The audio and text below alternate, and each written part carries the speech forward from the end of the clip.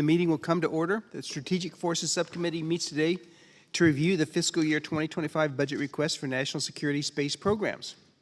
Good afternoon to our witnesses, Dr. Plumb, Mr. Calvelli, Dr. Meink, and Ms. Wilkerson. Thank you all for being here, and thank you for your service to our country.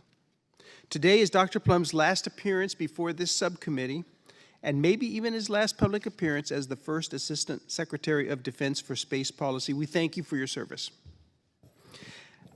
I want to thank you for your efforts over the years to normalize the way the department handles the space domain. Your work on the Space Strategic Review and Space Classification Guidance will serve as policy foundation for those who succeed you. As you stated in your Space Policy Review last year, our national security space posture considers, quote, space as a distinct operational domain of national military power, unquote.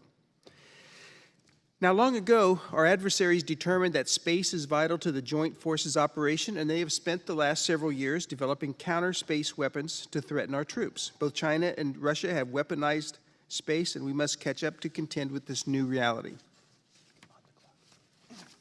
Unfortunately, our governance structures present many hurdles to maintaining space superiority. We have redefined the space domain from a support function to a distinct operational domain, and the policies and directives that underpin who does what have not kept pace. Many of these internal documents were last updated a decade ago. A decade ago, we didn't have a Space Force, and SpaceX hadn't yet demonstrated a first stage landing. Technology and how we think about space has grown by leaps and bounds since then.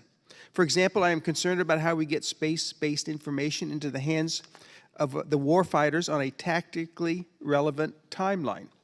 Given the retirement of the JSTARS platform beginning in the mid-2020s, the department decided in the fiscal year 23 budget request to transition ground moving target indication, GMTI, from an air platform to a space-based capability. Since the NRO is procuring this new system, does that mean NGA should serve its traditional role as clearinghouse for joint force request of scarce national assets? Or as you, Mr. Calvelli, have argued, is this a purely Title X mission that needs to be tasked, owned, and operated by the Department of Defense? This is not a trivial bureaucratic turf war. What we decide here will set the pattern for how we handle the transition to space from other previously air-based missions. It won't surprise anyone to hear that this committee believes that the GMTI mission and any future systems to follow must be tasked and controlled by the Department of Defense. Last year's bill established the Moving Target Indication Working Group, co-chaired by the Space Force and the Joint Staff. So I look forward to hearing all of your perspectives on this esoteric but essential issue. Further, many of the technological advancements that are driving us to shift these missions to space are being developed by a cutting-edge commercial space industry. We now have companies that want to provide not only launch services and communications, but imagery and rendezvous and proximity operations. This committee has long been a proponent of taking as much advantage of these commercial capabilities as possible. I was glad to see your office, Dr. Plumb, and the Space Force released strategies to take advantage of these commercial developments last month. I look forward to hearing from our witnesses about how they are thinking about these commercial capabilities, and specifically how they plan to integrate them with the existing government architecture. In a world of limited budgets, it will become even more critical for the entire national security space enterprise to figure out how they leverage these commercial companies to improve. I now recognize Ranking Member Moulton for his opening comments. Thank you, Chairman Lamborn, and welcome to our panel of witnesses. Before I begin my remarks, I also want to comment on Dr. Plumb. I was a little worried you were going to say it's his last public appearance ever, and we certainly hope that's not the case, because you've been an amazing public servant, and we've been very, very lucky to have you. I personally have learned a lot from you, and I was personally disappointed when you said you were going to leave, although you have every right to do what's right for your family. But we will miss you. You have helped turn around the space enterprise. I'm very confident with our course right now. I wasn't confident 5 years ago, and you've been a huge part of making that change. So thank you so much for your service. Our national security space architecture is undergoing a significant transformation. a transformation necessary because everyday American life is deeply reliant on space. The Global Positioning System, GPS, probably helped everyone in this room get somewhere today. And it also provides necessary timing information to nearly every banking and financial system worldwide. And it is no secret that most weapon systems in the Department of Defense inventory require a GPS signal as well. In part because of this over-reliance, our adversaries have been developing, deploying, and demonstrating capabilities in space and on Earth to deny, degrade, and destroy U.S. satellites. In just the past 2 years, the People's Republic of China has almost doubled their number of satellites on orbit to 400, with plans for nearly 1,000 by 2030. And they include capabilities with inherently offensive applications. And as we all know now, due to what was essentially an intelligence leak from Congress, Russia is developing a nuclear weapon in space. If launched, it would be in direct violation of the Outer Space Treaty, and if detonated, it would degrade or destroy nearly every satellite in its path. These advancements by our adversaries have required a transformation to a more proliferated, resilient, and protected U.S. architecture. In addition, the U.S. commercial market has exploded in the past 5 years. SpaceX is probably best known, but there are companies outpacing DoD in innovation across the board, whether that be in satellite communications, remote sensing, space domain awareness, or in developing capabilities to defend and protect our existing exquisite satellites on orbit today. While this subcommittee has been pushing both the DoD and intelligence community to fully embrace commercial capabilities, that culture shift has been met with considerable resistance. That is why I'm very encouraged by the release of both the DoD and Space Force commercial space strategies. It's not enough to simply award contracts. We must have a plan to fully integrate these innovative capabilities into government systems to help reinforce our national advantage in space. We also continue to make significant progress with our incredible network of allies and partners. The U.S. must continue to lead by example on establishing norms of behavior for responsible operations in space. Not to diminish this progress overall, there are some areas we should continue to watch closely. In addition to the pattern of large satellite programs being late and over budget, the ground system architecture still frequently comes as an afterthought. We've been notified yet again of delays of the next generation operational ground control segment, the modern cyber-secure ground system to operate GPS satellites. OCX was supposed to be delivered in 2016 for $3.9 billion. Now, 8 years later, and at almost double that cost, we are still waiting. Unfortunately, OCX is the most egregious case, but others such as Atlas are also experiencing delays in cost overruns. Mr. Calvelli, I would like to understand how you are addressing these issues holistically across the Space Force. Another area this subcommittee must watch is something the chairman mentioned, the jurisdictional divide between traditional space-based intelligence collection versus DoD's use of the domain for tactical applications. The latter is somewhat a new phenomenon. Tactical missions like surveillance of ground targets are now moving from land, sea, or air platforms into orbit. We must be sure that government policy does not assume that all space assets are formal intelligence or Title 50 assets, or we may accidentally block our combatant commanders from getting targeting information quickly enough to use it, or block the services from fully taking advantage of commercial imaging and sensing. Space is a fascinating and infinite domain. Until recently, we only really experienced it through the lens of science fiction. But in reality, space has been a part of our daily lives as Americans since the dawn of the space race, and our adversaries are keenly aware of that. Our warfighters everywhere, on the ground, under the sea, and in the air, depend on space. The global dependence on space often means relying on American satellites. We must keep them secure, not only against the threats we see today, but against what we will face in the years and decades to come. I look forward to today's discussion with our witnesses on how best to maintain U.S. superiority in space. Thank you, Mr. Chairman. Thank you. We now turn to our witnesses. Your prepared statements will be made part of the record. And it's doubtful that we'll be able to have the time to have a closed session because we do have votes in about 50 minutes. So we'll have time, though, to have a round of questions from ourselves as members of the committee, and then go from there.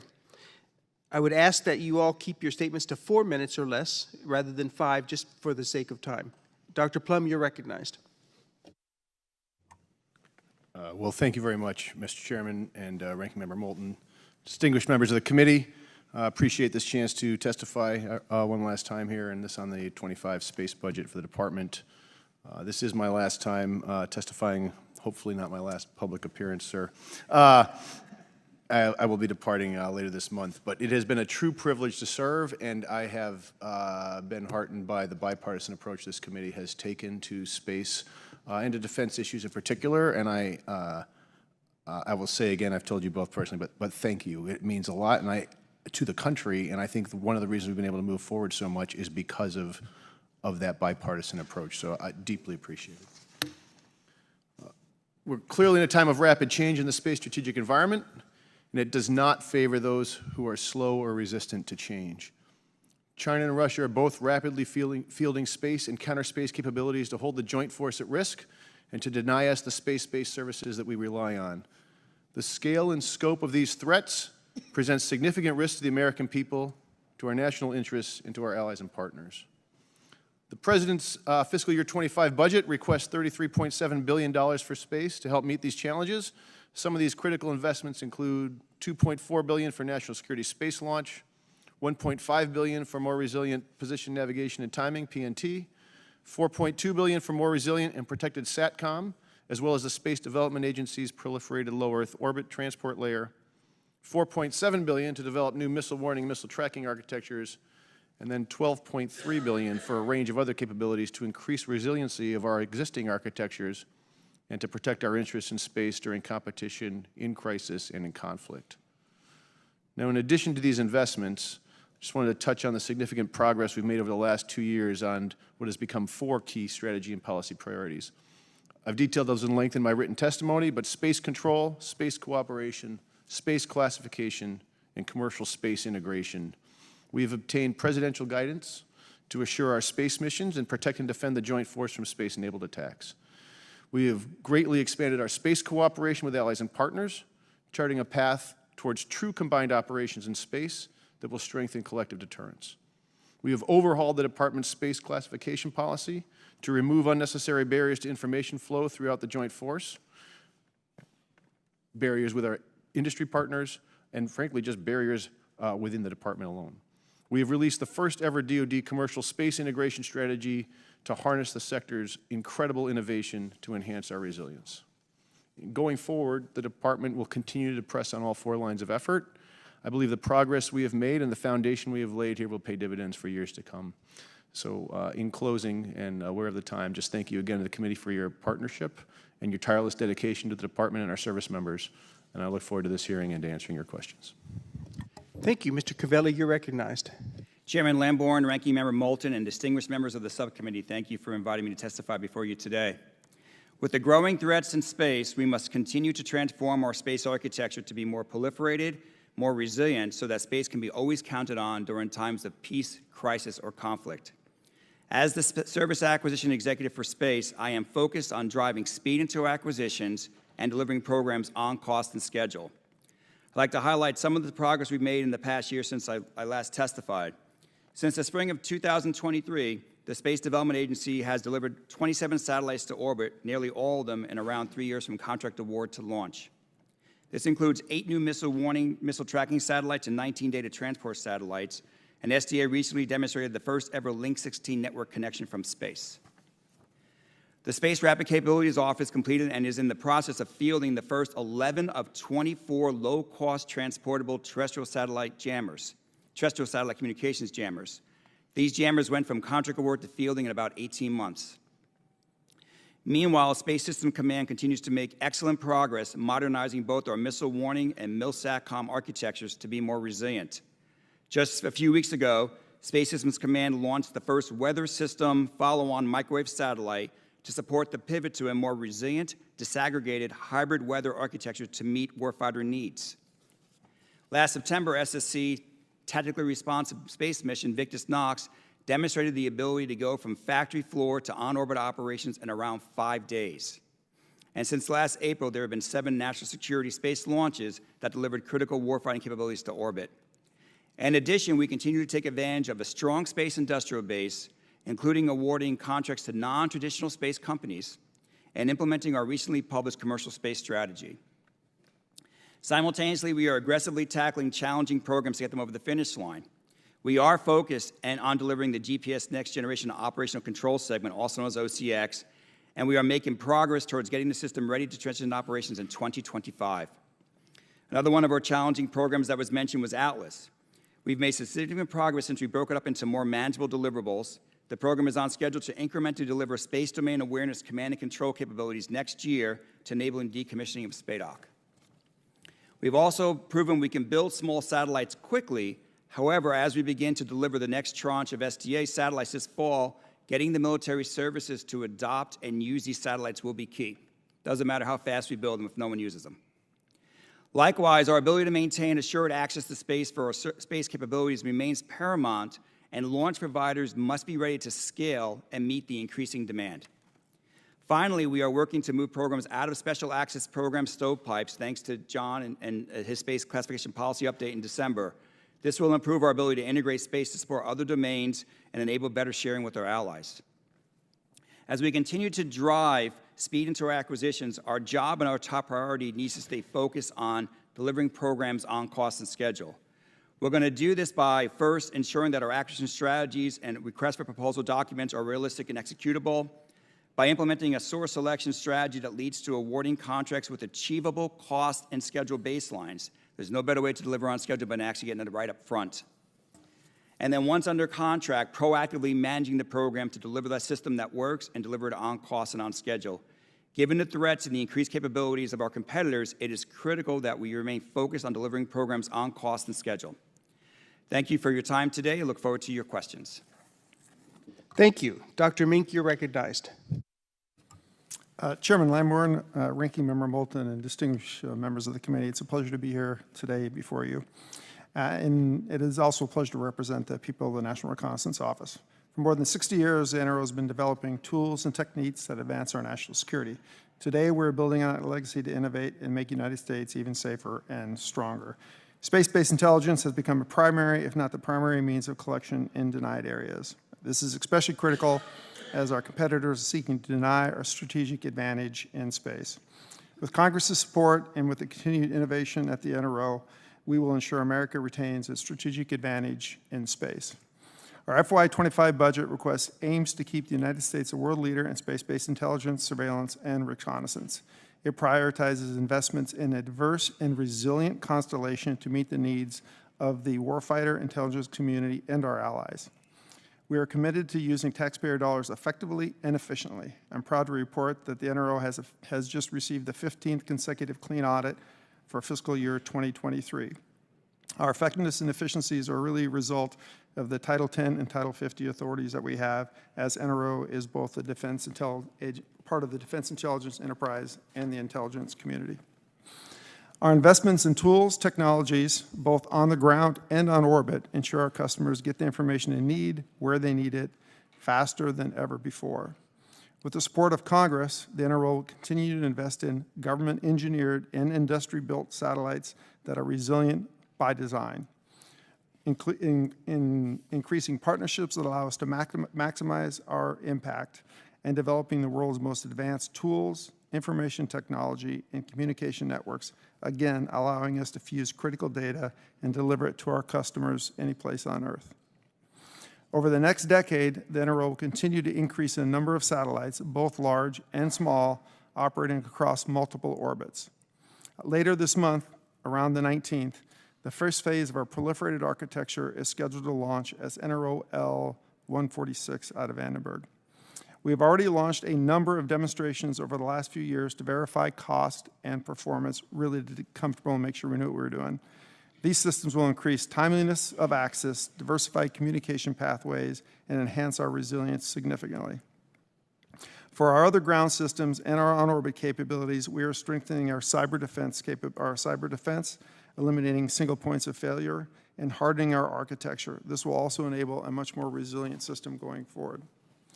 The NRO has been at the forefront of innovation since our inception, and today that culture of innovation is even more critical.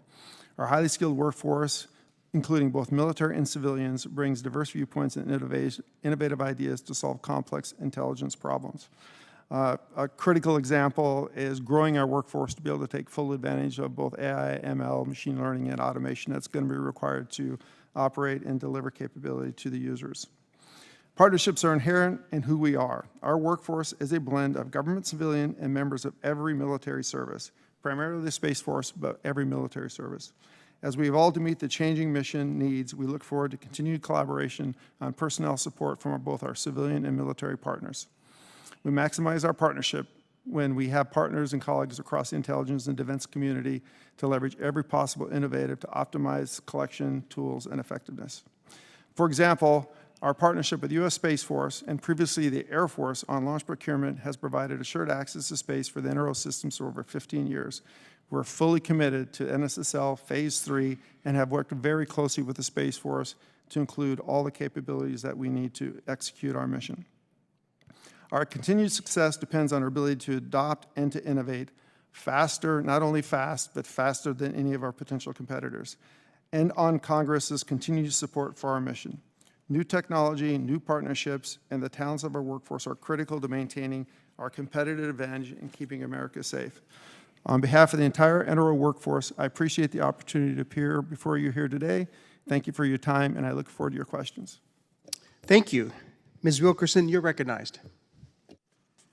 Good afternoon, distinguished members of the subcommittee. The National Geospatial-Intelligence Agency is our nation's leading authority for geospatial intelligence, or GEOINT, providing warfighters, policymakers, intelligence professionals, and first responders with the decision advantage they need to carry out national security objectives at home and abroad, from seabed to space. The GEOINT we deliver, much of which comes from space-based systems, conveys not only what, when, and where events are happening, it also illustrates how they are occurring, the implications, and what is likely to transpire next. NGA's GEOINT professionals work across more than 100 locations in the United States and around the world. Dual-headed as an intelligence agency and combat support agency, NGA provides GEOINT to the services, combatant commands, and other federal departments and agencies. This includes tasking, analysis, and dissemination of national technical means and commercial imagery, data, and GEOINT analytic services in support of community requirements. NGA is committed to maximizing efficient and effective use of all available GEOINT sensors, including those that are space-based, enabling collection to be at the right location at the right time to meet service and combatant command needs. Obtaining the data used to produce GEOINT is not a simple task. NGA's highly skilled intelligence collection professionals execute a process we call informed collection orchestration to align national priorities with operational and analytical needs and real-world deadlines. NGA's unique ability to carry out informed collection orchestration is not only in statute, policy, and practice, it is rooted in our expertise as leaders in the GEOINT discipline. It is also central to ensuring that our warfighters and intelligence professionals alike receive the imagery and analysis they need when they need it. We continue to provide what is needed when it is needed by integrating with warfighting headquarters around the world to incorporate artificial intelligence through programs like MAVEN, accelerating their operations and decision speeds. As we move forward with AI, our goal is safe, responsible, and accurate application of its capabilities in a way that augments and enhances our GEOINT workforce. I would also like to highlight two areas where NGA is leading within the space domain. First, we maintain detailed physical characterizations of our planet from the ocean floor to space, providing critical data and production of materials necessary for the safe navigation of air, land, and sea. Second, NGA also leads the way in guaranteeing assured precision and accuracy of GPS, maintaining the World Geodetic System 1984, or WGS 84, reference frame, which is the backbone for all geolocation. This foundational mission complements the important work we do to deliver GEOINT that advances national security priorities. NGA continues to ensure the security of space, because just as the United States recognizes the critical role of space, so too do our global competitors. Our most capable and potential adversaries continue to invest in increasingly threatening counter-space systems, intent on disrupting or denying critical space systems and services that not only support our national security, but also our everyday lives. NGA remains focused on understanding such capabilities and providing our warfighters and policymakers the information they require to counter and deter threats to our national and commercial assets. In closing, NGA relies greatly on data obtained from space systems to deliver vital GeoInt that advances national security priorities and the security of space. And we are committed to the partnerships with the United States Space Force, U.S. Space Command, and NRO to ensure that GeoInt plays the broadest role possible in understanding adversary space and counter space threats. Thank you, and I look forward to answering your questions. Thank you. We'll now begin our members' questions. We'll each have 5 minutes. I have a question for each one of you, so I'll ask for a concise answer. Dr. Plumb, in your commercial space integration strategy, you talk about the possible need for commercial insurance, commercial war risk insurance, U.S. government-provided insurance, and indemnification to be provided for commercial space providers as part of doing business with the U.S. government. Can you talk a little bit more about what authorities you think you will need to fully realize this? Yeah, thank you, Mr. Chairman. The commercial space integration strategy, this is one of the main pieces that was helping drive some of the writing of this strategy, because a lot of questions from industry on that, and we were trying to lay flat what the actual situation is. I will say for the air domain and for the maritime domain, there is a government-backed war risk insurance vehicle, which is, we know it as CRAF. You've heard of CRAF perhaps for the air domain. That's really just for air logistics. And then there's also the VISA for VISA, which is for the maritime. There is no similar statutory authority for the space domain. Now, the department is not ready to say that we need that right now, but the Secretary has tasked his department to go look and say, hey, what would be those conditions where we might need it? And part of that, of course, is where would that need to be changed in statute. All of those cases, those types of insurance vehicles are only turned on when the department wants them. They're not a blanket agreement. It's only in specific situations the department agrees that in this specific case we should use them. So I think there's goodness there, and I think we would need Congress's help to do that if that was the direction we had to go. Okay, thank you. Ms. Wilkerson, I wanted to give you a chance to give NGA's perspective when it comes to the future of tasking for GMTI that we talked about earlier. From your vantage point, what policy documents or directives do you believe support your position? Thank you for the question. Sir, we really look forward to collaborate. Thank you for the question. Sir, we look forward to collaborating with our partners within Space Force as well as the NRO in a way that allows for the leveraging of the expertise and skills that are resident in each of our agencies. We also anticipate that we will be have a supporting role in the MTI working group. Okay, thank you. Dr. Meink, one issue that we hear a lot about is how much we are taking advantage of the commercial market for space imagery. What steps is the NRO taking to increase the use of commercial imagery, remote sensing, to complement and integrate and augment with government systems? I guess we'll break that into two pieces. Second piece is we're working closely with the NGA and the rest of the department to fully integrate commercial services into an integrated architecture so you can task them just as effectively as you can task any of the national systems. So working closely, we've made great progress on that. With respect to incorporating new and additional commercial partners, that's been a big focus of ours. Obviously, we have a large number of contracts with electro-optical commercial providers. We also have contracts with radar providers and commercial radar providers. And we have a set investment every year that its sole purpose is to accelerate and work with up-and-coming commercial partners to advance their capability and help guide them on what the IC and DOT need so that as they make their investments, we can eventually form more robust partnerships and other than just the early development phases. So we're doing it across the board. Very good, thank you. And finally, Dr. Calvelli, Mr. Calvelli, DoD's commercial space strategy notes the importance of achieving integration with commercial entities prior to conflict to include planning and training activities. How would you characterize Space Force's current level of integration with commercial entities? I think today the best example of that would be launch. We're relying predominantly on the commercial launch infrastructure for launching our most stressful missions as well as ones that are less stressful, like our more proliferated kind of systems. We're also using commercial today in some cases for satellite communication systems. And I can envision a future where we're taking advantage more commercial to do things like more space domain awareness and as it evolves and becomes more mature, sort of the space access, mobility, and logistics, on-orbit servicing sort of things as well.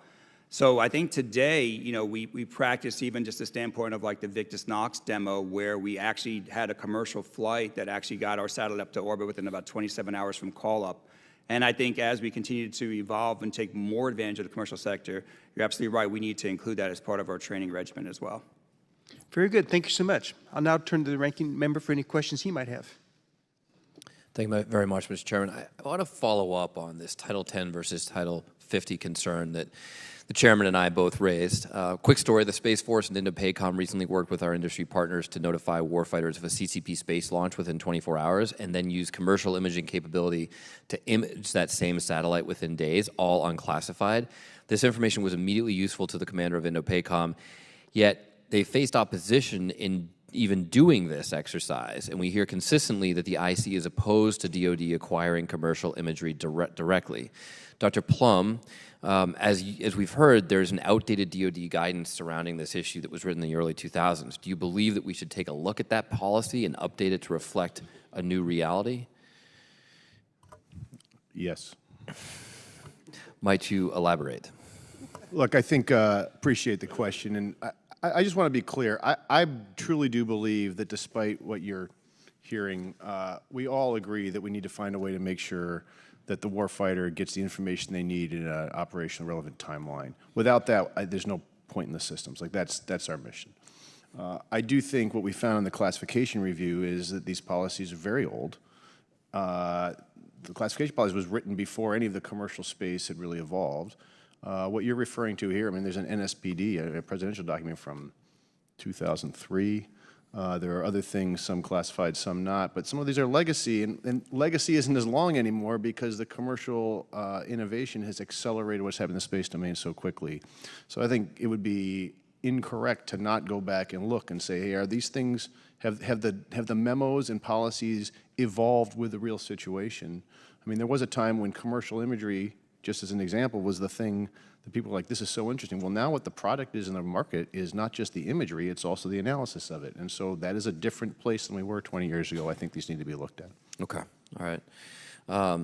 Dr. Plumb, as I said in my opening statement, I believe we've made profound progress in space over the course of your tenure. I'm rather disappointed that you weren't at the hearing yesterday to enjoy my esoteric jokes that as a physics major, fellow physics major, I think you would have appreciated it. It would have literally doubled the number of people laughing in the room. I'd understand why people don't find jokes about hypersonics and Chernobyl so enjoyable. But in any event, I was wondering if you could just take a minute to reflect on your tenure and think about what are some of your most proud achievements? What are some of the most significant areas where we've been able to make progress, or where you've been able to make progress? First of all, thank you for that open-ended question. The 4 C's that we started with 3 C's from the day I got here, and then we ended up with 4 because commercial is so important that we had to add that really to my priority list. I think we've made a lot of progress on all of those, but fundamentally, the thing that I think has driven this is trying to be truly collaborative across the national security enterprise with the IC, with the services, with the White House, with the State Department, with the Congress as well, and also the bipartisan approach here. I think in the past, folks have used classification to keep people out of decisions, and that tends to backfire. So I feel like having that collaborative approach has brought folks along together, and we've been able to iron out things early and really make progress. A focus on China has helped us make progress as well, sir. Nothing like having something to really focus the mind to say we need to get ready. That's probably the biggest thing. Going forward, tremendous amount still to do for implementation, and I would just say, conflict's not inevitable. I've said this many times, but it's not inevitable. If we do our job right, it will not happen. Right? Deterrence is the goal, but we do have to be ready. Well, thank you again for your service.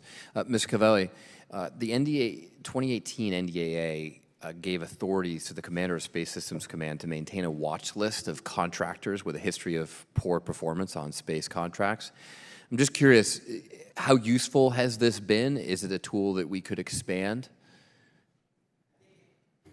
It's been useful. I think it can be more useful. I would love to see the tool expanded and given the authority to me as the service acquisition executive to be able to use the crawl across all the space acquisition enterprise. that are underneath my, my control. Right now, today, it's only at SSC and under the control of the SSC commander. Are there other authorities like that that would help you better maintain control over these contracts? I think that's a key one to get, and I think starting with that would be ideal. Okay, great. Thank you, Mr. Chairman. I yield back. Mr. Turner. Thank you, Mr. Chairman. Dr. Plumb, I too want to join the chorus of those who thank you for your public service and certainly wish you well. I'm certain that we'll be seeing you in other capacities, and we all look forward to that. Dr. Plumb, on page 4 of your written testimony, it states, Russia is also developing a concerning anti-satellite capability related to a new satellite carrying a nuclear device that Russia is developing. This capacity could pose a threat to all satellites operated by countries and companies around the globe, as well as the vital communications, scientific, meteorological, agriculture, commercial, and national security services we all depend upon. Dr. Plumb, this is the first time that the administration has approved anyone in an open, unclassified session making that statement. Just yesterday, Secretary Austin was asked this question, and he deferred and requested that the conversation only occur in a classified setting. So this is significant that you have made this statement. I'm assuming the White House has approved your statement today. Congressman, the statement, I would say the National Security Advisor has made similar comments in the last few days, and it's on the, I believe it's on the whitehouse.gov website, but he has made them and we can get those to you as well.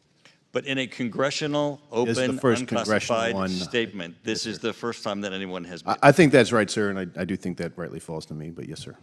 Well, thank you for making it, because you both characterized the issue and the threat as incredibly significant. I want to talk to you a little bit about the issue of developing. You say that they are developing a concerning anti-satellite capability. You first off acknowledge it's a satellite, so this is something that's going to be in orbit. Will this be in low Earth orbit, geo orbit? Where is this intended that it would be located? Yeah, sir, a lot of this gets classified based on intel sources. So at the moment, I think that's as far as I can say. But right, the concept that we are concerned about is Russia developing, and if we are unable to convince them otherwise, to ultimately fly a nuclear weapon in space, which would be an indiscriminate weapon, doesn't have national boundaries, doesn't determine between military satellites, civilian satellites, or commercial satellites. So, Dr. Plumb, you say developing. Is this conceptual, something that they put on a napkin somewhere? Is this they've developed a warhead, they've developed a satellite, they've married them together? When you say develop, what is the current risk or threat? Is this something that could be launched? Let's start with this. Is this something that could be launched now? And here's where you have me, again, at a disadvantage. I'd be happy to have this conversation in a classified session. If we don't have one after today, as I know you're constrained for votes, I'd be happy to come back in my remaining tenure and have a one-on-one conversation with you, sir. Is it an imminent threat?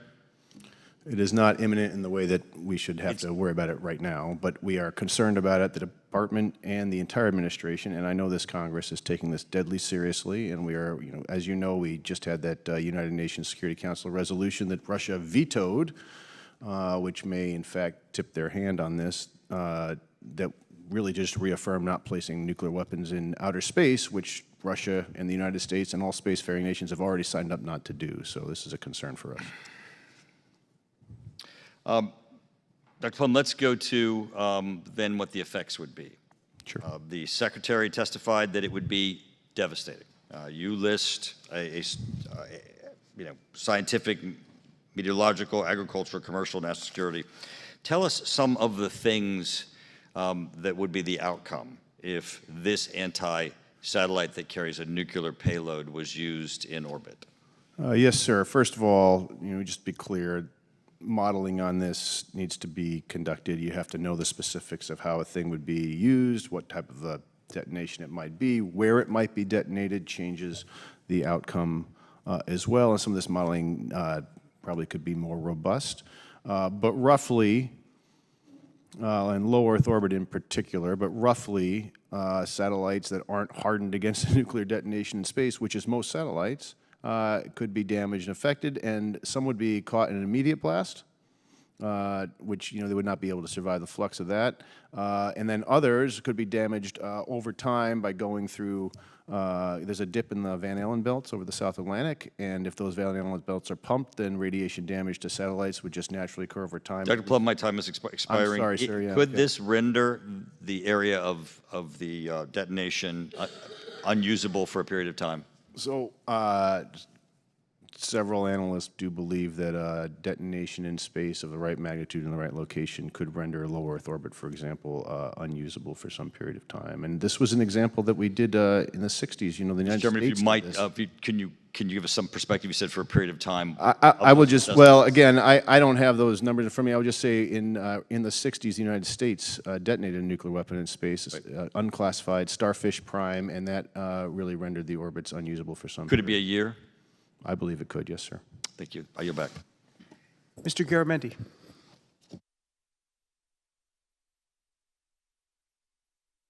Mr. Kurbahal. Thank you. Thank you, Mr. Chair, and thank you, Mr. Garamendi, for your generously yielding to me. I want to thank you, Dr. Plumb, for your many years of service to our country, and I wish you the best in whatever you pursue next. Certainly, I hope it's staying in touch with the federal government in some way or another. Innovation and competition from the commercial industry have lowered the cost of space launch for the U.S. government and private industry by a factor of 4, saving the DoD tens of billions. In my district at Vandenberg Space Force Base, I have seen how decreased cost for space access drives investment and innovation that greatly increases our nation's launch capacity. Vandenberg had only 4 launches in 2012, but may have as many as 50 this year alone, a significant development for the department and the U.S. industrial base.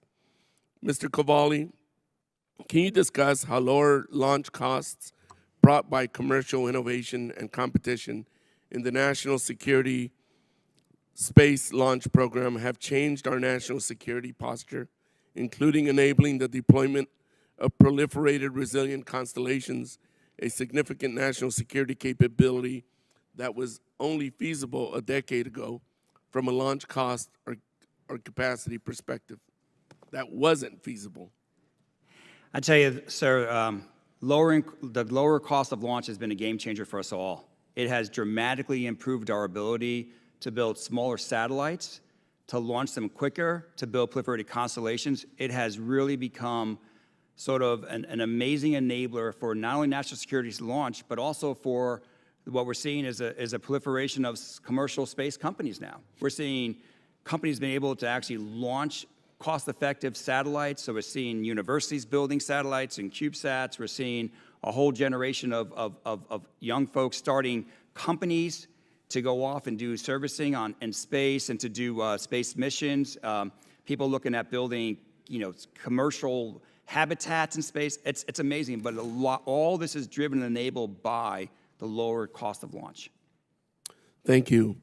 Proliferated LEO constellations have made services available that used to require very expensive, exquisite, oftentimes large satellites. Our domestic Earth observation industry can provide imagery faster and cheaper than ever before, which is why I am supportive of the Space Force Tactical Surveillance, Reconnaissance, and Tracking Program. This capability provides tremendous benefit to our combatant commands who have asked for this ability. Mr. Calvelli, can you walk me through how the recent demo conducted by the Space Force and INDOPACOM demonstrates how valuable this capability could be to the Department of Defense? Yeah, so we're off doing a pilot program right now at a Space Systems Command, and it's going extremely well. And we're just very fortunate that the commercial industry has taken off in terms of commercial analytics that use space sensing as well as a variety of other sources to gather information and be able to do rudimentary things that we're able to provide to the commands in a timely manner. So we've invested some dollars in it last year. We've got some dollars heading in next year as well, and we continue on with the pilot and look forward to reporting back how that pilot goes. Thank you. Some argue against the Space Force moving forward with this program at scale because there could be duplication with the IC on what is being bought from the industry, that the government could be paying for the same data twice. Mr. Calvelli, do you believe that concern could be overcome by the appropriate policies and structure guided by recent commercial space strategies? It could be done in policy and structure, but I will tell you that I've asked my folks at the working level, and they say that they have enjoyed and they work cooperatively with the NRO and with the NGA to make sure there is no duplication going on. So across the working level, the teams are actually doing great and making sure we don't have any duplication. So I'm very proud of the intelligence community and the Department of Defense for working together on this. Thank you. Mr. Plumb, China and Russia are investing in their space programs and making advancements. Do you think that fiscal year 25 budget request for our national security space program is adequate to maintain space superiority? And what happens if we fall behind in our space capabilities? Well, I mean, sir, first of all, I do think it's adequate. I think, obviously, anyone in the department would always prefer to have additional money to put against additional problem sets. And the Fiscal Restraint Act, Responsibility Act, does put some budget pressure on us as we look at this. The one thing I'll say is when you look at the Space Force, if we're looking at what can you do in the next 2 years to get ready for a potential Taiwan problem set, that really has some problems for the Space Force in particular as kind of a new service. It sort of eats seed corn if you can't also think about the 2030s, and that's a trade-off we wrestle with every budget, but I think the Space Force may be more impacted than others. Thank you, Mr. Chairman. I'm out of time. I yield back. Thank you, Mr. Desjardins. Thank you. Mr. Calvelli, the Phase 3 acquisition strategy for the National Security Space Launch Program allows the Space Force to select up to 3 providers for its Lane 2 missions. As I'm sure you're aware, there's been some talk in the media about consolidation in the launch sector. If it ultimately comes to fruition, how would this consolidation impact your acquisition strategy for Phase 3? So the Phase 3 Act strategy won't change. The Phase 3 Act strategy proposals are in-house, and we're working through them right now. So that's pretty much set in stone. I really like the Phase 3 strategy. If you think about our history, we were under a monopoly in terms of a single company for launch for decades. And the Air Force and now the Space Force, to their credit, have done a magnificent job of cultivating a second provider.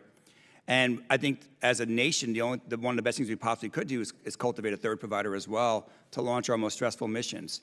On top of that, the Lane 1 is some more commercial-like missions where we're allowing anybody to on-ramp onto that who brings a rocket and that has demonstrated a flight.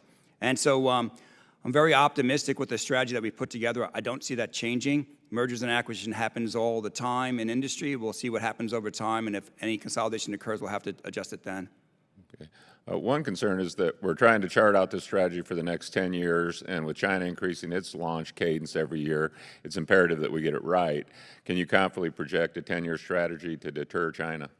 So it's really the launch strategy is really a 5-year strategy, right? Lane 2 is a 5-year strategy. Lane 1 is a 5-year strategy with 5 one-year options, and so we always have the opportunity to adjust the contract at any point in time. Okay. I'm curious to know if you're planning on maintaining block buys in future procurements. Certainly this would help maintain healthy supply chains here in the U.S., but I'm interested in understanding how you all are assessing this idea. Yeah, the team does a really great job in terms of looking out into the future and understanding and doing what they call their mission allocation process. And so we ended up doing block buys as part of Phase 2, and I don't see that changing as part of Lane 2 for Phase 3. Okay, well, staying on the issue of how we can best leverage the ever-evolving space industry, and Dr. Plumb, I would like to get you in here in addition to Secretary Calvelli.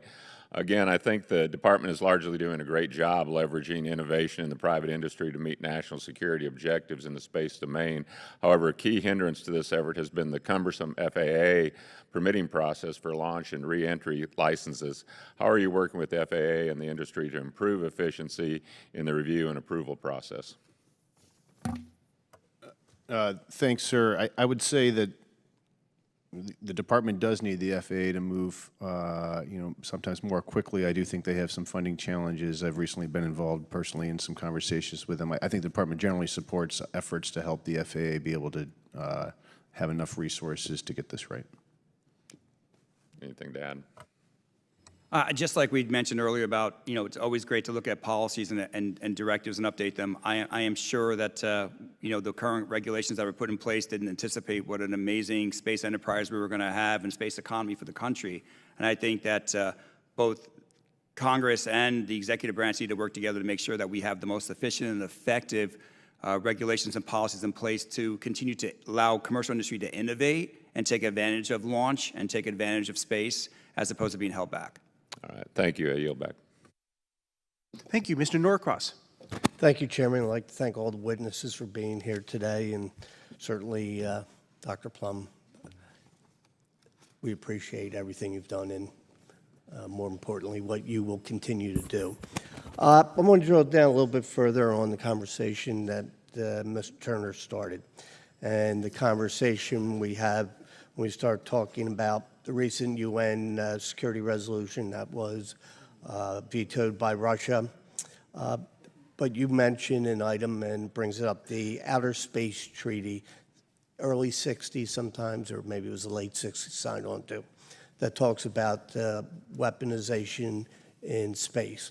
More specifically, I think it talked about mass destruction. Could you brief us quickly on that? Yes, sir. It's pretty straightforward, actually, at least for satellites in orbit around the Earth. It basically says that countries agree not to place nuclear weapons or any other weapons of mass destruction in orbit around the Earth. And so the fact that Russia vetoed a resolution reaffirming a commitment they've already made and, is concerning. The reason I bring that up is the term mass destruction, because when we look at what is going on outside of what was recently reported, have the Russian and Chinese have they already militarized and weaponized space? So, if I may, I think you're asking, what you're asking is a slightly different question. Exactly. Because the Outer Space Treaty does not preclude military weapons in space. It precludes weapons of mass destruction in space, and it specifically calls out nuclear weapons just to eliminate any confusion. But if the question is, are Russia and China weaponizing space or militarizing space? Absolutely. Absolutely. They are developing and fielding and deploying a number of counter-space weapons. Some are ground-based, but some are on orbit. And I think that personally think that is what makes their kind of continuing championing at the UN, their PPWT, which is about not placing weapons on orbit, to be so hypocritical and frankly unbelievable. You know, at the unclassified level, we can say that Russia is deploying and developing prototype kinetic weapons in space. We can say that China has developed robotic satellites that are really probably dual use. They could be used for non-military purposes, but they can clearly also be used for military purposes like grappling a satellite. And in classified sessions to go deeper. But I do think that their proposal at the UN just continues to be both unbelievable, unverifiable, and really hypocritical based on what they're actually doing. Exactly the point we're trying to make. There are weapons in space, mass destruction, crossing over that threshold, particularly with the nuclear side of that equation. When we look forward to what is coming in space, and quite frankly, potentially could happen, our nuclear command and control, and it's going to be delicate in this environment, in the event that space were to be blocked, mass destruction somewhere else, what would cause us in concerns for nuclear command and control? Space got wiped out. We still have a way of addressing those issues. So I'll just say any good military plan requires both your primary, your alternate, your contingency, and your emergency plan for communications. We do rely heavily on space for all our military missions, but we do need to have plans for contingency. Right. But as we look forward, and this is where I'm going with this line of questioning, in addition to the command and control, putting that aside, could be addressed, our eyes would be put out. Yes, sir. And that is a major concern because then we won't necessarily know until some other form would let us know that there was an attack. Yeah, I think this is where this line of conversation is the type of conversation that needs to be held with potential adversaries, right? With Russia, with China.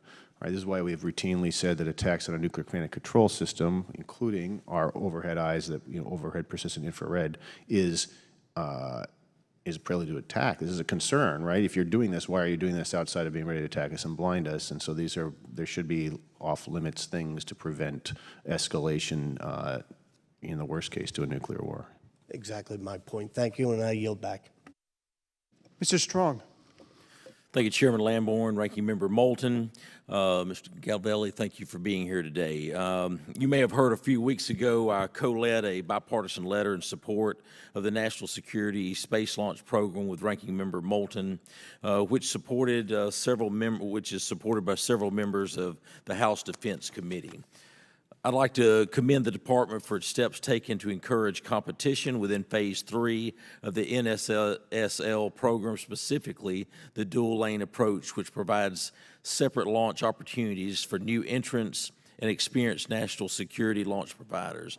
However, I do have concerns about Lane 1. What guardrails does Phase 3 have to keep any providers, particularly our experienced providers with high launch cadences, from underbidding Lane 1 launches intended for the new entrants trying to cut their teeth? You know, it's all going to depend on what the payload is and the mission. And I mean, the key to entry into Lane 1 is the ability to actually have launched the rocket. I think I understand your point, and I'd like to take that back to think more through about that. Thank you. To be clear, there's nothing official within the Phase 3 strategy to ensure that smaller new providers are benefiting from Lane 1 as intended. Is that a fair assessment? I think it all depends on the size of the payload. If you're launching, just a couple of small sats, it's going to be more cost effective to go on a small provider than it is going to be on more of a traditional rocket. It's going to cost you a lot less. Right. I understand the point you're trying to make, but if the department is truly committed to the dual lane approach and encouraging new providers to work with the Space Force, I would personally like to see something a bit more concrete to protect this. Mr. Calvelli, how confident are you that the Space Force's plan for missile warning and tracking capabilities meets requirements to provide full operational capability within the necessary time frame? Well, I'm very confident. We've got a great architecture already on orbit today with the space-based infrared system, so we're flying vehicles with that today. Those are operational on orbit and doing great things. We have their replacements coming through what's called the Next Gen Geo program that is continuing to make progress, and we'll see a launch of that in 25-26 timeframe. We have some challenges making sure that the mission payload gets delivered. It's about a year late, and we're tracking that really closely. It should arrive this summer for integration into the satellite and for a launch at the end of 25, early 26. On top of that, we also have pivoted a couple years back to start developing a proliferated LEO constellation and a proliferated MEO constellation, that medium Earth orbit. Both those constellations added new capability. The ones on orbit say only do missile warning. These systems at MEO and LEO will do missile tracking. So they'll warn you and they'll track the missile, which would be ideal for advanced weapon systems like hypersonics. That's exactly why I asked that question. I know you submitted a statement.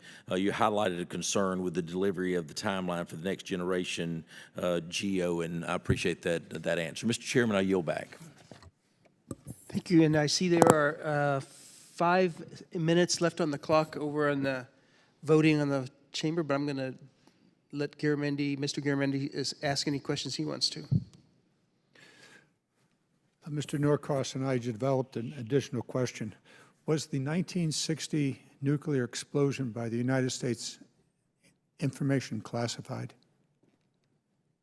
No, you can look it up online, sir. What did we learn from that? Well, obviously it was a different time, and of course we were doing nuclear tests to learn things, but I think what we learned, if I have my history right, is that it did significant damage to all the satellites that were in those orbits, and some failed soon, but some failed over time and was attributed to that explosion. Thank you.